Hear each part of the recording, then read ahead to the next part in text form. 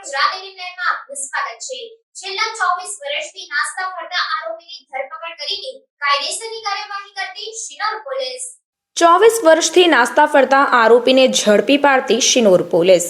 અધિક પોલીસ મહાનિર્દેશક CID crime Gujarat Gandhinagar નાઓએ આગામી લોકસભા સામાન્ય ચૂંટણી 2024 અનુસંધાને તારીખ 20 ફેબ્રુઆરી 2024થી નાસ્તા ફરતા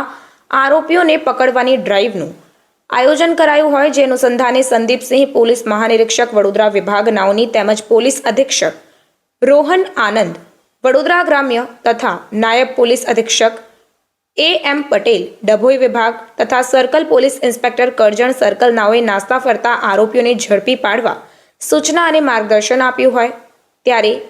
આ અનુસંધાને શિનોર પોલીસ સ્ટેશનના police sub inspector R Mishra નાઓએ પરિણામલક્ષી કામગીરી કરવા માર્ગદર્શન અને સૂચના આપેલ અને એક ટીમ બનાવી શિનોર પોલીસ સ્ટેશનના છેલ્લા ઘણા સમયથી નાસ્તા ફરતા આરોપીઓને પકડવાની ઝુંબેશ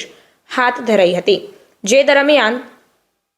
શંકરભાઈ કલજીભાઈ નાઓને અંગત બાતમીદાર મારફતે બાતમી મળેલ કે શિનોર પોલીસ સ્ટેશનમાં દાખલ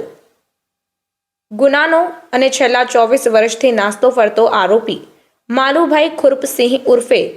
સુરભસિંહભાઈ જાતે ભીલ મોહનિયા, જે રહેવાસી ભોરકુવા